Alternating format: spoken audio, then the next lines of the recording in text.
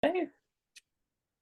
All right, welcome back to the Believe You Are a Good Mom podcast. This is Emily Wardrop, and today I'm doing something new. I've never interviewed two people at one time before, so this is exciting. I've got Liz and Holly, and they on Instagram, get this is so fun, a hint of a hot mess, right? Is that your handle? Yep. I love it. So we are representing the hot mess mamas today because even when you are a hot mess, you are a good mom. Okay. So if you don't believe me yet, stay tuned. Okay, Liz, Holly, who wants to go first to introduce herself? I'll go since I'm the oldest. There you go. By 16 whole months. Yeah. Okay. I'm Liz. I'm a mom of 4. I'm a realtor. I'm a life coach, and I have special needs kids, which all kids really are special needs, but mine are just diagnosed. Exactly. And then that's me. Awesome. And I'm Holly. I have 5 kids. I have 4 boys. And then I had a little girl 6 years after that last boy. So it's been super fun to be a girl mom for a little bit. And I have had a successful Etsy shop. Oh, fun. I'm on a break right now, just on a much smaller scale. And I just took my first job working outside the home in 15 years. So that's been a big adjustment. And yeah, that's it. Yeah. And together we just kind of try to show moms that you're not alone. Like it's okay to be a hot mess and you can still get stuff done. And like, you don't have to have a morning routine. You don't have to live your life by an organizer and be a type A personality to be an awesome parent, an awesome business owner, and successful in wherever you want to be successful. So that's awesome. kind of Preach. Yeah. So let's talk about this because I totally relate. I would not call it's funny. Some people have called me type A, but I don't like to be put in any box, actually. Like all the personality tests, I'm like, I'm all of them. Okay. Okay. Right. That's all I have to say about that. So, but definitely struggled with routine. And you hear that all the time, right? Like routine is the best thing for kids. They need, especially like different neurodivergent things. It's like they have to have their routine, blah, blah, blah, and all the things. And anything, I like how you just said, you don't have to. Anything where it's like, I have to, I'm just so done with all of that. So tell us more about how we can like drop the shoulds and just do whatever we want and still call it good. Okay, I'll speak for a second and then I'll let Holly speak. So when I had my first child, my first kid I knew was neurodivergent, like when he was 3. And I started learning about ADHD because that's what he was diagnosed with. And I remember recognizing like that he had poor executive function, which just means that he couldn't like manage tasks. He couldn't like do more than a 1-step ask. If I was like, hey, go grab the socks and put them in your room, he could not do those things. So I started understanding more about like how his brain worked. And I was like, oh my gosh, why am I his mom? This child needs like very routine. And I just didn't understand, why would this child come to me? Because I have never done the same thing twice, in a day. And I'm like my mom. I still, every time I fold clothes, I'm like, oh my gosh, why did I fold everything differently? And that's just how I am. And I realized that there was a reason this child came to me, and that whatever my gift was, it was going to benefit him somehow. And that was such a good realization to have with my first child, because then I didn't question my ability to take care of him and to be the right mom for him.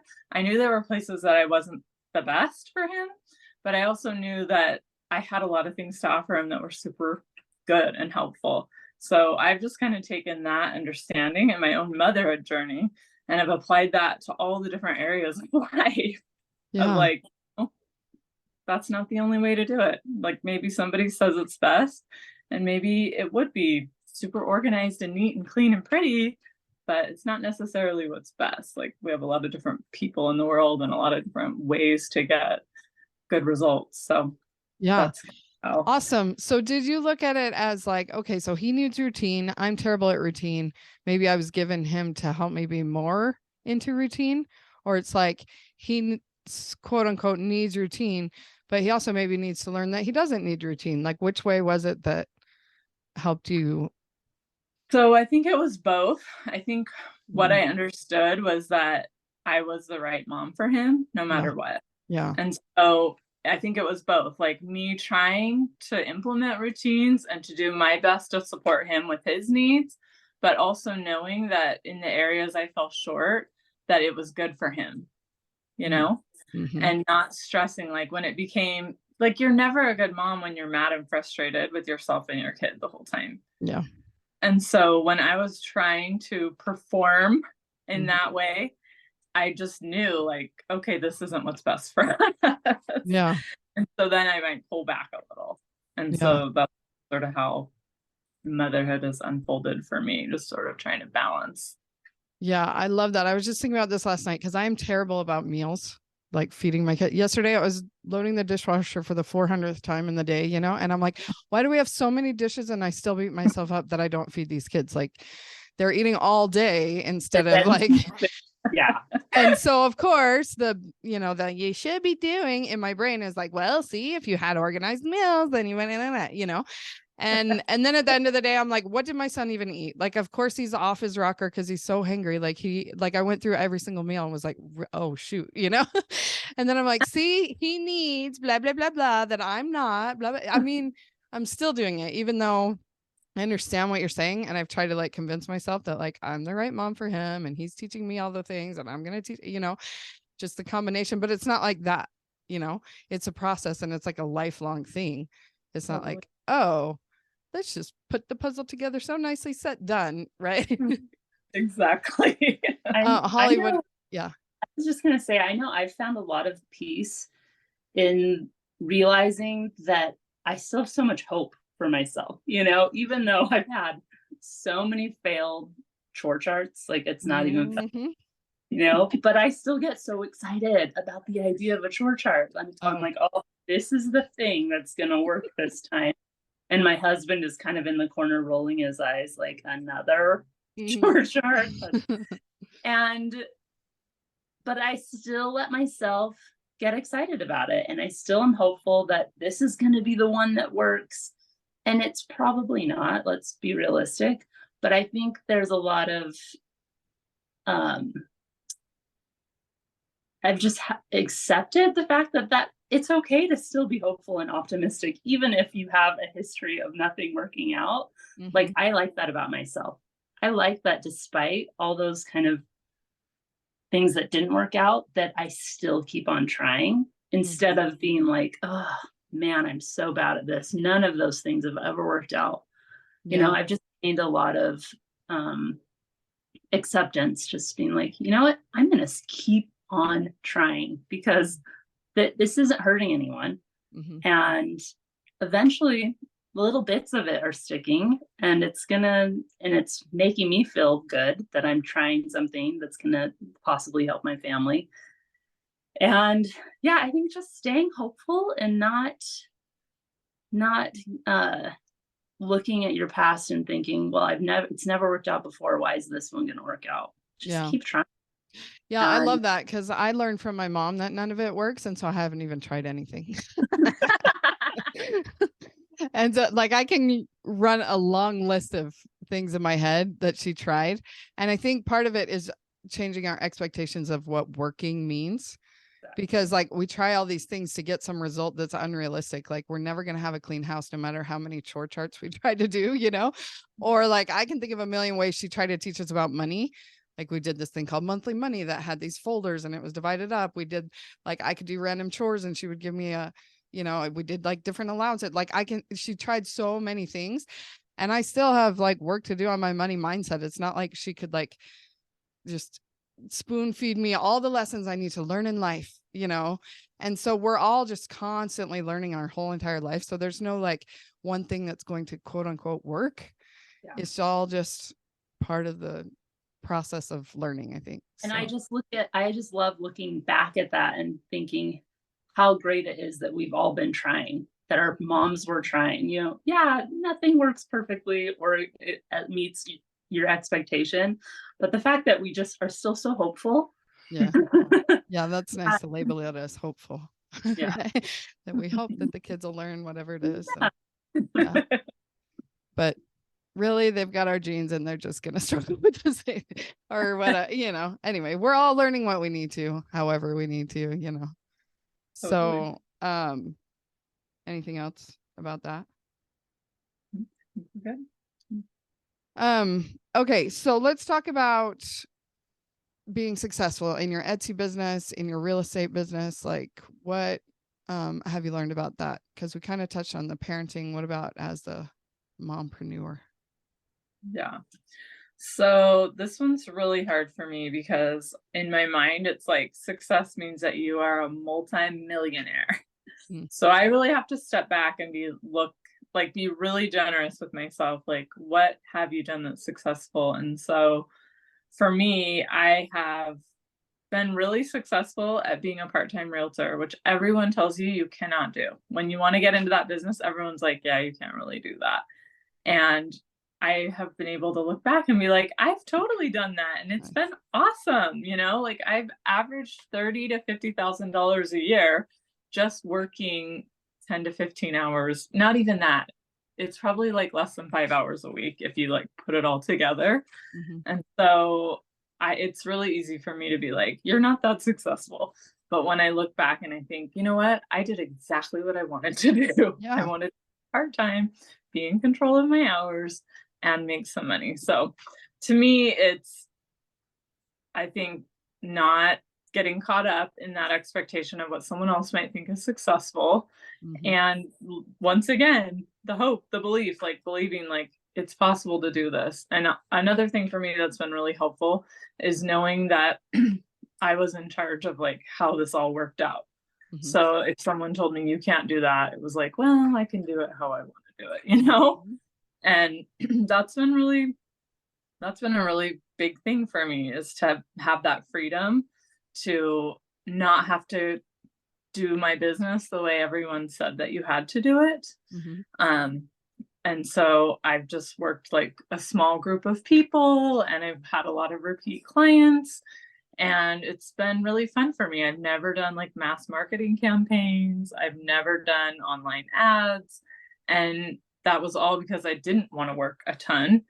And so I think acceptance of where you're at and appreciation for what you've done, and just being okay with working at the level and the capacity that you have at that time, and believing like I can do this my way and still be successful. So that's so good. Go ahead, Holly. I think for me, I kind of judge success by what I've learned, how I've grown. And I remember when I first opened the Etsy shop and was putting things out there that I had made, that is like such a vulnerable spot, right? You've like made this thing with your hands and you're putting it out to the world and waiting to hear if they like it or not. And I remember every time I would get a message on Etsy or feedback on Etsy, I would just assume that it was going to be negative. Yeah. I would be like, oh, someone didn't like it. Someone hated me. Someone hates me. I did something wrong. And how much courage it took just to open my Etsy messages every day and like address customers and work through problems and orders and custom projects and stuff like that. And it was awesome after like a year to be able to just have that feeling go away, to just feel so much more confident, to be able to just sign on and answer questions and expect positive feedback, And I was like, to me, that's makes it worth it. That's success. That's personal growth in myself, doing something, and a lot of validation as well that I received through putting myself out there. And yeah, I had to take a break because I became a full-time caretaker for my mother-in-law with Alzheimer's, and that was right before personal COVID. Growth.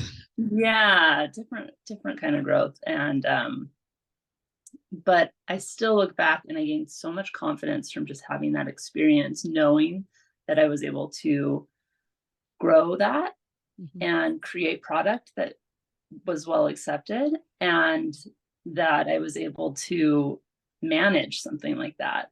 And it wasn't perfect. Oh my gosh. You know, there were times my house was, every inch of my house had like my product that I was selling, like bits of it, and shipping materials, and you know, and staying up super late working on things. And but at the same time, I was learning that it was good for my kids to see me working on something else. And it was good for my husband to kind of pick up the slack a bit. I remember the first time that we got a Amazon package that I didn't know what it was. And it was dishwashing detergent, the tablets. And I was like, what? And my husband was like, yeah, I saw that we were out, so I ordered some on Amazon. I was like, oh my gosh, do that? like he was learning to take some of that mental load of like running a house off of me. And like, to me, that was success. We were learning to manage this home as a team than we ever had been. And so that was something that to me was a successful outcome of me doing that. Yeah, that's awesome. So like Liz said, you didn't have to be a multimillionaire with your Etsy shop to label it a success. Of success. Right. And we have to do that, right? We have to define what success is. Otherwise, we'll just beat ourselves up that we're not there. And we don't even know where there is. We have some elusive goal that's not even like, if we stopped and thought about it, what is it that I'm expecting of myself? Oh, wait, that's ridiculous. So what is success? I love to think that success is doing what you want to do, right? Like you just wanted to have a part-time realtor job and you can. Naysayers say on, I can do whatever I want. And that feels successful. That is so awesome. That's totally where I'm at right now. I'm like, I'm done with all the rules and people telling me what to do. I just want to do what I want to do. And whatever results from that, I'm calling it success because I did what I wanted to do. And yeah, maybe they know what they're talking about to get me to the multi-millions, but like at what expense, right? Like, you didn't want to have to work the hours or do the whatever. So tell me more, Liz, about your life coaching. Okay. So I just started life coaching and it's a very slow roll for me, but it's super fun. Really my target client is moms that feel like they're a hot mess. I remember the first time I saw like when Facebook had like the little comedy, I guess it's like a meme, I don't know what you would call it, but like a little video, and it was like the moms meeting after the kids dropped off at school, and the one mom was like the hot mess mom that was supposed to bring the donuts, but she forgot, and then there was the other mom that brought the donuts and coffee because she knew the other one was gonna forget, and I was like, oh my gosh, I'm the hot mess mom. Yeah. And I've totally been the hot mess mom. But I actually started Jody Moore's program about 4 years ago. And what got me in was the stop yelling at your kids so much. And I listened to the free webinars and I was like, oh, this is good. And my sister was in it and she was always like, it's your thoughts. And so I started participating in that program. And in that 4 years, like I've just changed so much in ways that I love, you know? And sort of one of our like taglines is like, you can be a hot mess and you can get like more organized and you can have these improvements that you want, but you can still be fun and spontaneous, you know? You don't have to change your personality exactly to have that kind of growth. So that's really what I want to help women see, is that you can be more organized, you can manage your time, you can make plans for the future without like losing all your spontaneity and the parts about that type of personality that you really love. So yes. Yeah, so good. So, you know, Jody sits there all put together in her pretty office and says, I promise I'm 50-50. I'm half hot mess. You know, but we're like, sure. Like, show me, you know, and then she does her reels on Instagram where she's on the beach and she still looks all put together. I'm like, where's the hot mess? I mean, like, I know she is because I know she's human and I know we all are, but but there are different types of personalities. And I sit there on the very back row of church because my family is, no one's going to argue with me, the most hot mess family in the whole ward. And so we're back there, and some people are trying to compete with us for that title, but I'm like, you got nothing on us. Just let us have it. And just embracing that, is like, I mean, my husband's apologizing to people every Sunday. Sorry about the belligerent kids in the back. It's like, yep, that's us, and like, and I just stopped beating myself up about it because I just knew that wasn't helping, like trying to fit into this ideal family that I always thought I would have, that like somehow there's a row of all these ducklings sitting nicely drawing in their thing during, like, it just doesn't happen. So it's fine. But here's my thing about the 50% hot mess that I've been like pounding the pulpit about. Okay. So I want to hear your take on this. I get it. Like, I get are you doing coach training right now then? Are you? So I'm done with coach training, certifying. So I'm done with training. I'm just certified 1 call and I need to certify 2 more. Oh, okay. See, I don't even know how it works anymore. So, okay. Well, very fun. So you're in the thick of it right now. That's awesome. Anyway, the 50-50 concept, I get it because, it's Brooke Castillo at the life coach school that we're talking about, right? That we certified as life coaches through. And she's trying to explain our mortal experience that we're having right now, but we're immortal beings on this earth having this mortal experience. And so it's kind of hard to exactly explain the dissonance that's happening because we know who we are. Like when we know who we are, we know that we're like bigger than this life, like I'm a hot mess, but I am a daughter of God with like infinite awesomeness, like we're 100% worthy, 100% valuable. And it kills me that Brooke Castillo at the life coach school has to teach us that. I'm like, did we not learn this in primary? Right? I know. So, but we have to be reminded by a life coach, which is great. And we're still humans, right? So we're still going to lose our shiz and yell at our kids and all the things, and we are good. So that's the whole point of my podcast, is that we are good because God made us and we are good. And so I just kind of cringe a little bit when, Brooke and Jody and everybody explains it this way, that like we're 50% good and we're 50% bad. I'm like, no, we're not. We're 100% good. And we think things that aren't so good, do things that aren't so good, behave in ways that aren't good, but it doesn't take away from who we are. Right. And that's a really good point. I think maybe a better way to describe it is like, we are perfectly good, perfect worth, we are divinity, our spirits are divine, but we also are mortal. Yeah. Just like I'm aware of my child that has these needs and I'm trying to meet them, but I'm also aware that I can't meet them all, It's like, we know that we are 100% worthy and loved and divinity, but we also are always in this mortal life going to have these frailties and shortcomings and weaknesses.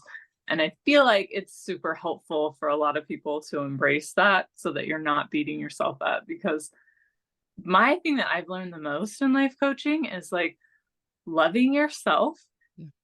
Like we are taught like to love God, and like, how can you love God if you don't love yourself? How can you love your children and your husband if you don't really love yourself?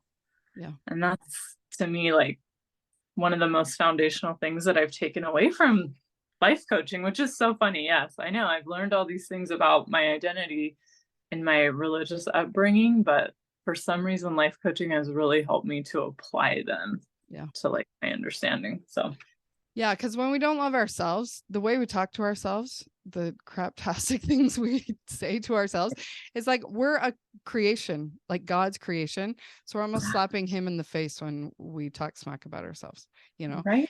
It's like Holly just got her cute little 2-year-old in her lap there. And it's like, we would never, ever, ever think or say things about, like, sorry, that keeps happening. Good night. Like, alarms. Oh, you can't hear my alarm going off the whole call. No. Oh, good. Anyway, yeah, it's just, if we just remember our worth, like we would never be so terrible to a 2-year-old, as we treat ourselves. And because we're in that cycle of shame and like beating ourselves up, then we actually do like treat our 2-year-olds terrible too, because we're just in It's that so brain true. pattern of like beating ourselves up. And so it just spirals, and so I just try to, rewind the spiral and be like, let's feed our brain something else, that we are good. And then we show up good, and then we treat others good, and we treat ourselves well and stuff. So Yeah. that's the theory. I like it. We're working I on like that. And we're still a hot mess. it. I Yeah. like how you said, like, because I think of it as I am, like with a capital AM, or you are with a capital letter, our divinity. And then, yes, we are human also, but that's like a lowercase a. It's just sort of like a temporary state that we're here for that Right. personal growth and development that Holly's Right. talking about. Like, that's the success, because that's why we're here. We're not here to make $1 million. We're here to like have the growth and development. And Unless you're Liz, you're here to make Yeah. $1 million. and then those million might like just be sort of an indication of all the growth that you and helped other people have too and stuff. So that's fun, a little benefit, but not the whole point. No. Totally. So way back when you were talking about your kid with ADHD, I was thinking about, because I have 2 daughters with type 1 diabetes. So I'm the T1D mom coach. I love to coach other moms that have kids with diabetes also. And it's funny because, like I said, one of my biggest things is like meals and food. Like, I hate it. I've always been terrible at it. And then now it's like compounded. Like, I have to calculate carbs and dose insulin for how many carbs I'm going to eat. And oh my gosh, everything about food is just the worst. And so it's like, this is like a handpicked trial that I need to have to help me with my weakness, And so like, if you have an ADHD son that like needs to have routine, and you're like already labeled yourself as I'm terrible at routine, then it's like, oh, well, obviously these pieces could, personal development and growth, right? Help us both. Right. And so I was just laughing at that when you were I know. I think you just can't have this expectation that you're going to magically change into something that you're not, that isn't, but it doesn't mean that you're not going to improve and get better. Right. That you're going to be good enough. Yeah. That you're going to be good enough for what your child needs. Yeah. But I think sometimes, I know I used to be so guilty of that, like having these grand plans for myself and my self-development. And then I was just going to have this miraculous transformation and turn into some totally different person. Yeah. And it's just been really freeing to just be able to embrace the growth that has come. And, definitely always seeking to continue to grow and seeking self-improvement, but just in a more realistic way. Yeah. With that grace and compassion. Yeah. Grace and compassion for myself. Exactly. But I love to think about the things that we have a desire to be is who we are. And we're here to develop those characteristics. So like, if I have a desire to do the routines and whatever, like I really want to, not just like I should be better at this, or there's something wrong with me because I don't do this. But if I have that desire to figure out how to do food better or whatever, then it's like, oh, that is who I am. I am good at that. Just not yet. Like, that's something that I can work on. And yeah. And that's what, recognizing that hopefulness in you and just being like, that's a really good thing about me, that I want this, instead of looking at how you aren't that yet. Yeah. Yeah. Like looking at all the other girls' hair at church that are all done up so cute, and my kids' rat's nests, and I'm like, and if I'm just using it as like compare and despair, like, oh, I'll never get together. But if I'm like, I actually desire that their hair be cute, then I kind of want to, and I'll put in that effort. But in the chaos of the morning routine and trying to just get them out of the house, and I notice how terrible their hair looked, I'm like, I don't care. Like, I'm not picking that fight right now. Like, I'd rather get them out of the house in one piece than have that fight. So I've had the same thoughts at church, but a lot of times with my boys, because they're up doing stuff during the meeting, so I can see them, and I'm like actually comparing them with the other kids, and none of them brush their hair.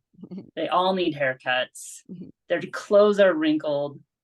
And, I start to go down that path like, oh, I should do this. I should do all these moms. Do they like get the gel out and put gel in their kids' hairs? What time do they wake up? Gosh.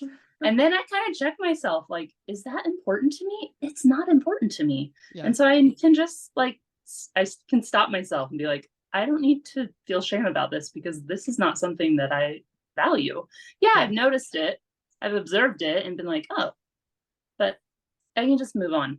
And then I realize remind myself, we're supposed to be thinking about Jesus right now because it's like during the sacrament we're doing all this I drama. doubt he used any gel. I doubt he had gel. Yeah, exactly. So fun. Okay, so tell people where they can work with you and any other last thoughts you want to share. Okay. The last thing I want to share for moms Yeah. is that like the thing that's been so helpful for me is knowing that my kids are just who they are. Yes, all of this And applies to them too. Right? exactly, like I get to be a part of it. I get to like have some influence and to teach and learn from and learn with and enjoy this experience. But I learned really fast. Like my oldest child was not going to be who I wanted him to be. Like he had his own personality, his own way of thinking and seeing the world. And once I was able to just embrace that, it's just been so much more enjoyable to mother. And so that's my last little thing for motherhood. And you can find us at A Hint of Hot Mess on Instagram. And you can also find coaching at lizcovington.com. And then I don't know, Holly wants to share anything. Yeah. So we put out lots of fun stuff for motherhood. So yeah, you do. It's super fun. Love it. Well, thank you so much for being here. And just remind everyone that you are a good mom. Yeah, that's right. Okay, well, see you Thanks, next Emily. time. Okay, bye.